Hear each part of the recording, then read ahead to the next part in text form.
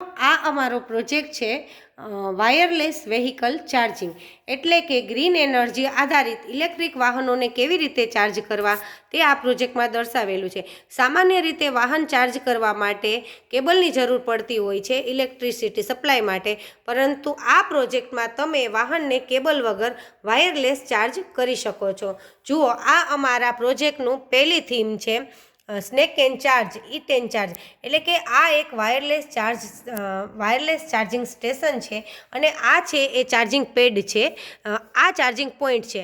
આ charging pad પર તમે તમારું વાહન લઈ જાઓ છો ત્યારે એ વાહન ચાર્જિંગ પેડ પર જ્યારે ચાર્જિંગ પોઈન્ટ પર આવે છે ત્યારે ઓટોમેટિક છે એ ચાર્જ થવા લાગે છે. જુઓ, આ વાહનમાં જે લાઇટ થાય છે તેના આધારે આપણે કહી શકીએ છીએ બેટરી છે એ ચાર્જ થવા લાગેલી છે.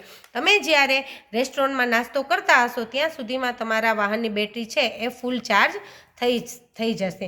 હવે એની બાજુમાં જ અમે આ રોડમાં એક નવી થીમ બતાવેલી છે પાર્ક એન્ડ ચાર્જ, એટલે કે ભવિષ્યમાં જ્યારે રસ્તા પર વાહન છે એનું ચાર્જિંગ રસ્તામાં ઓછું થઈ જાય, બેટરી છે એ ડિસ્ચાર્જ થવા લાગે, ત્યારે જો હાઈવેની બાજુમાં આવા પાર્કિંગ પોઈન્ટ બનાવવામાં આવે તો વાહન છે એ ત્યાં જઈ અને ચાર્જ થઈ શકે છે. આ વર્કિંગ મોડેલ નથી, પરંતુ આ એક થીમ છે કે ભવિષ્યમાં આવું કરી શકાય છે.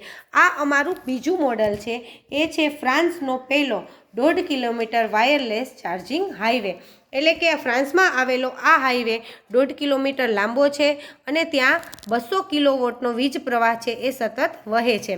આ હાઈવે પર તમારે વાહન છે એ ચાર્જ કરવા માટે થઈને ઊભું રાખવું પડતું નથી, પરંતુ વાહન જ્યારે ચાલે છે ત્યારે ઓટોમેટિક ચાર્જ થયા રાખે છે, એટલે કે ચાલતા ચાલતા જ વાહનની બેટરી છે એ ફૂલ ચાર્જ થઈ જાય છે. આ અમારું ત્રીજું મોડેલ છે. ભવિષ્યમાં જ્યારે આપણે રસ્તા પર ચાલતા હોઈએ ત્યારે વાહનનું સિગ્નલ છે એ રેડ થઈએ ત્યારે સમયનો બગાડ થાય છે, આપણે આપણું વાહન ઊભું રાખી દેવું પડે છે. ત્યારે જો ટ્રાફિક સિગ્નલમાં સ્ટોપ લાઇનની બાજુમાં આવા ચાર્જિંગ પોઈન્ટ બનાવવામાં આવે તો ત્યાં આપણે જ્યારે વાહનની લાલ લાઇટ હોય, એટલે કે રેડ સિગ્નલ હોય, ત્યારે આપણું વાહન છે ત્યાં પાર્ક કરી અને આપણે છે ચાર્જ કરી શકીએ છીએ. જ્યારે ગ્રીન લાઇટ થાય ત્યારે આપણે ફરીથી આપણે જ્યાં જવું હોય ત્યાં જઈ શકીએ છીએ. આ અમારી ત્રીજી થીમ છે સ્ટોપ એન્ડ ચાર્જ.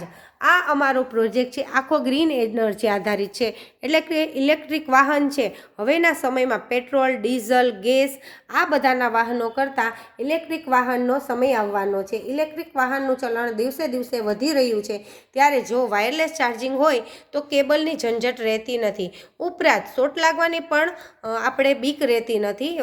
વાહન છે એ કેબલ વગર ચાર્જ થાય છે. એટલે જોકે આ છે એ ખૂબ ખર્ચાળ હોય છે, પરંતુ નજીકના ભવિષ્યમાં આનો ઉપયોગ બહોળા પ્રમાણમાં થઈ શકે છે.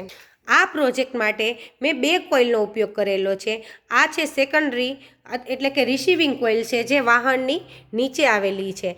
આ કોઇલ છે એ વીજ પ્રવાહ લે છે. પછી આ ચાર્જિંગ જે પેડ છે એની નીચે પ્રાઇમરી કોઇલ આવેલી છે, જેમાંથી સતત વીજ પ્રવાહ છે એ નીકળતો હોય છે અને એક ચુંબકીય વીજ ક્ષેત્ર બને છે. જે કોઇલ છે એ આ વાહનને પોતાનો વીજ પ્રવાહ આપે છે અને રિસીવિંગ કોઇલ દ્વારા આ વાહન છે એ વીજ પ્રવાહ લે છે અને બેટરી છે એ ચાર્જ થાય છે.